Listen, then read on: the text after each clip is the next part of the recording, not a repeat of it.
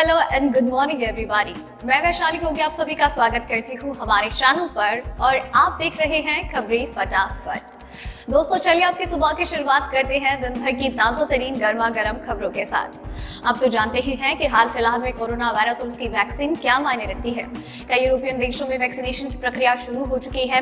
Britain, Bahrain, America जैसे देश भी इसकी तरफ बढ़ चुके हैं और अब आपको बता दें कि बहुत जल्द ही इंडिया में भी इसकी प्रक्रिया शुरू हो जाएगी।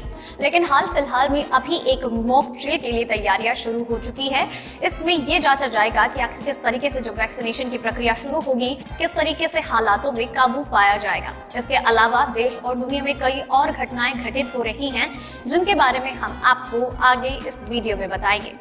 तो दोस्तों एक बार खबरों की ओर बढ़ने से पहले एक नजर डाल लेते हैं सुर्खियों की ओर।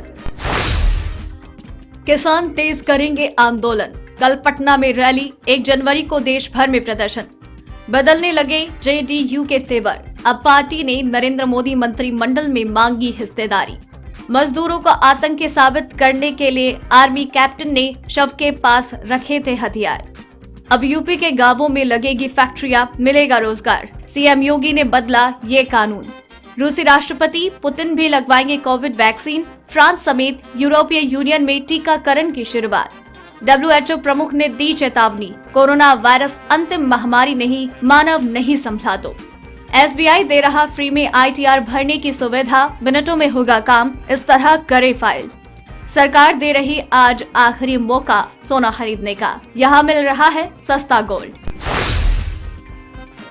जी हाँ दोस्तों, ऐसी और भी कई खबरें और अपडेट्स हैं जिनके बारे में सबसे सही सटीक जानकारी हम आपको इस वीडियो में देंगे। इसी के साथ ही आपसे ये भी कहना चाहूंगी कि इस वीडियो को बनाने में मुझे बहुत मेहनत लगती है और आप भी उतनी मेहनत, प्यार और सब्र के साथ इस वीडियो को एंड तक देखते हैं।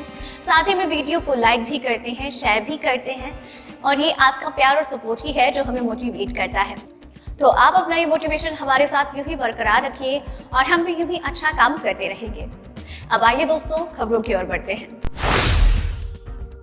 देश में कोरोना वायरस के संक्रमितों की संख्या कम होने लगी है। स्वास्थ्य मंत्रालय की ओर से जारी आंकड़ों के अनुसार पिछले 24 घंटे में कोविड-19 संक्रमण के 18,732 नए मामले सामने आए, जबकि 355 लोगों की जान गई। नए केस सामने आने के बाद देश में अब तक कोरोना संक्रमितों की कुल संख्या 1,01,87,850 हो गई। देश में अब कुल एक्टिव केस 3,30,821 हैं। चलिए बढ़ते हैं अगली खबर की ओर। बिहार में नई सरकार के गठन के साथ ही जेडीयू के भी तेवर बदले बदले नजर आ रहे हैं। रविवार को जहां पार्टी के राज्यसभा सांसद RCP सिंह को राष्ट्रीय अध्यक्ष की कमान सौंप दी गई, तो लगे हाथों पार्टी ने केंद्र की मोदी सरकार में भी अपनी हिस्सेदारी की मांग रख दी। पार्टी के वरिष्ठ नेता और प्रधान महासचिव KC त्यागी ने रविवार को पटना में कहा, हम केंद्रीय मंत्री परिषद में संख्या के अनुपात में उचित प्रतिनिधित्व चाहते हैं। जेडीयू के नेता KC त्यागी ने लव जिहाद समेत अन्य मुद्दों पर पार्टी के अलग स्टैंड को क्लियर किया। KC त्यागी ने कहा कि लव जिहाद के मुद्दे को लेकर देश भर में घृणा का माहौल पैदा करने का प्रयास किया जा रहा है। उन्होंने अरुणाचल प्रदेश में पार्टी के 6 विधायकों के बीजेपी में जाने के मसले पर कहा कि अरुणाचल प्रदेश का मामला गठबंधन की राजनीति के लिए ठीक नहीं है। चलिए बढ़ते हैं अगली खबर की ओर।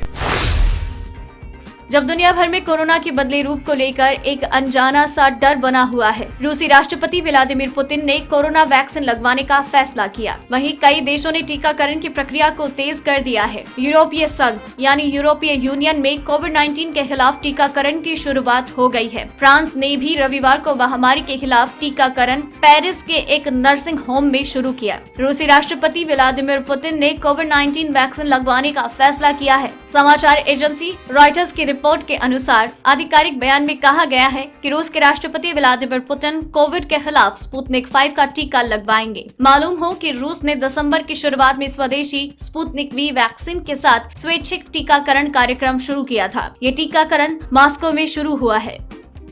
चलिए बढ़ते हैं अगली खबर की ओर।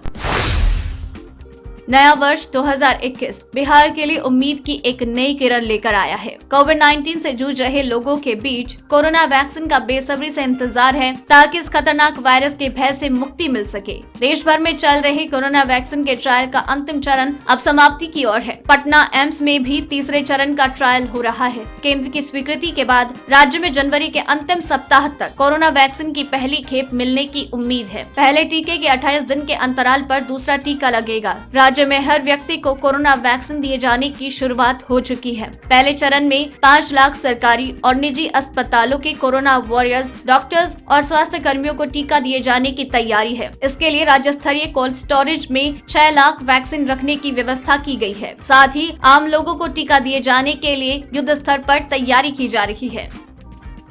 चलिए बढ़ते हैं अगली खबर की ओर। शोपियां फर्जी मुठभेड़ मामले में जम्मू कश्मीर पुलिस ने रविवार को अहम खुलासा किया। पुलिस के अनुसार आरोपी आर्मी कैप्टन और उसके 2 सहयोगियों ने तीनों मजदूरों को मारने के बाद उनके पास हथियार रखे ताकि उन्हें कट्टर आतंकवादी घोषित किया जा सके। ये फर्जी मुठभेड़ जुलाई 2020 में हुई थी। जम्मू कश्मीर पुलिस ने कहा कि जांच के दौरान पूरी साजिश का खुलासा हुआ। 62 RR के आरोपी कैप्टन भूपेंद्र सिंह, मेजर बशीर खान, चौगाम के रहने वाले ताबिश नजीर और पुलवामा के रहने वाले बिलाल अहमद लोन ने तीनों मजदूरों का अपहरण किया और उन्हें फर्जी मुठभेड़ में मार डाला। जम्मू कश्मीर पुलिस ने कहा कि आर्मी कैप्टन ने जानबूझकर SOP का पालन नहीं किया और मजदूरों के शवों के पास अवैध रूप से प्राप्त हथियारों और सामान को रखा ताकि उनकी पहचान छिपा ली जाए और उन पर कट्टर आतंकी का टैग लगाया जा सके। इसके साथ ही आरोपी आर्मी कैप्टन ने जानबूझकर सहयोगियों और अपने अधिकारियों को गलत जानकारी दी। इस साल 18 जुलाई को शोपियों के आम शिपोरा में एक फर्जी मुठभेड़ में 3 मजदूर मारे गए थे। चलिए बढ़ते हैं अगली खबर की ओर।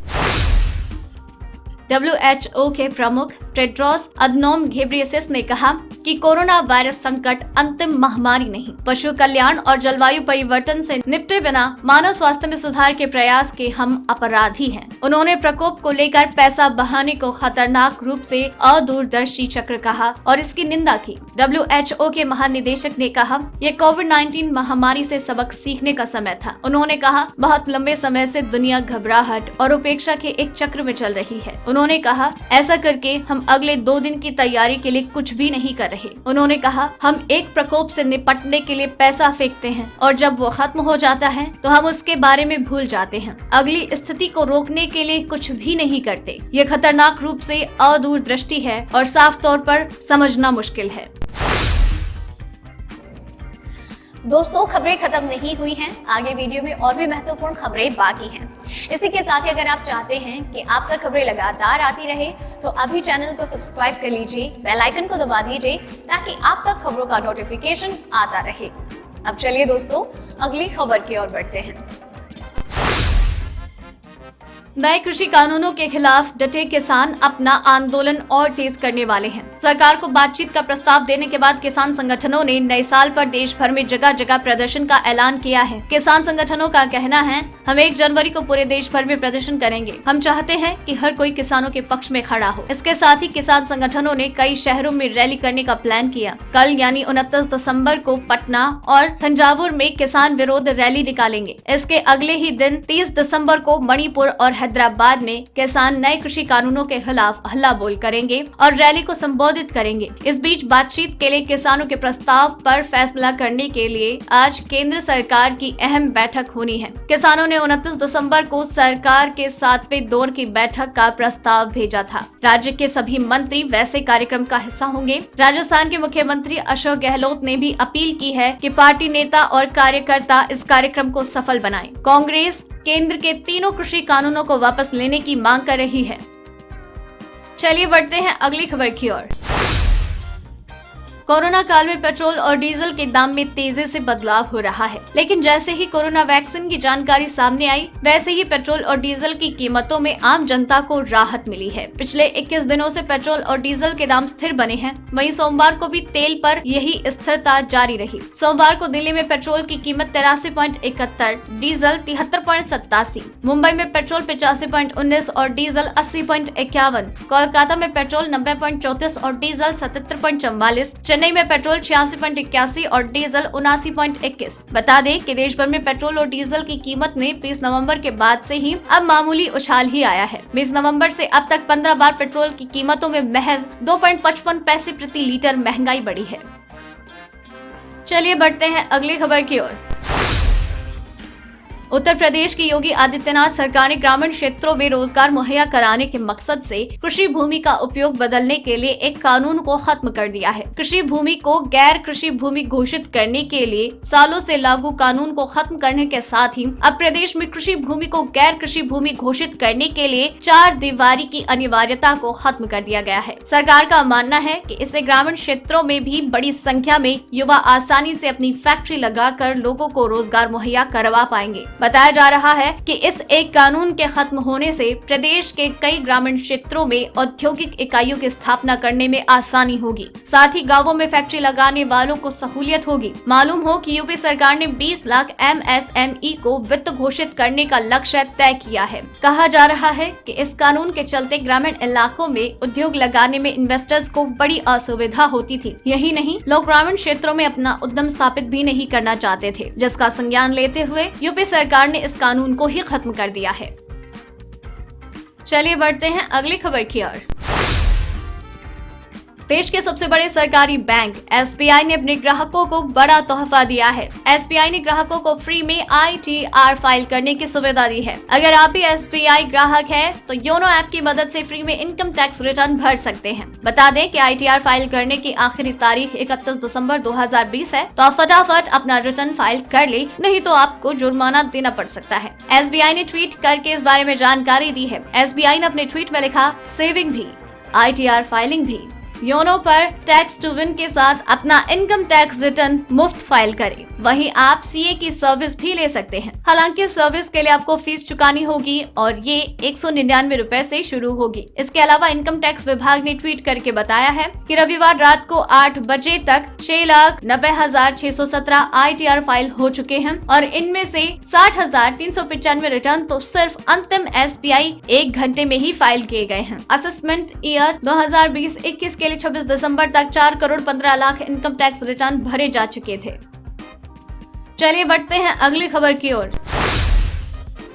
केंद्र सरकार एक बार फिर से आपको सस्ता सोना खरीदने का मौका दे रही है। सॉवरेन गोल्ड बॉन्ड की अगली किश्त 28 दिसंबर को आने वाली है। इसमें आप सस्ते में सोना खरीद के अपने निवेश को बढ़ा सकते हैं। बता दें कि 2020-21 की 9वीं सीरीज के लिए 5,000 रुपए प्रति ग्राम का भाव तय हुआ है। इसमें आप 28 दिसंबर से लेकर 1 जनवरी 2021 तक निवेश कर सकते हैं। अगर आप सॉवरेन गोल्ड बॉन्ड के लिए ऑनलाइन आवेदन करते हैं, तो आपको इसमें प्रति ग्राम 50 रुपए का डिस्काउंट मिलेगा। सॉवरेन गोल्ड बॉन्ड में इश्यू प्राइस पर हर साल 2.50% की निश्चित ब्याज भी मिलती है। बता दें कि ब्याज का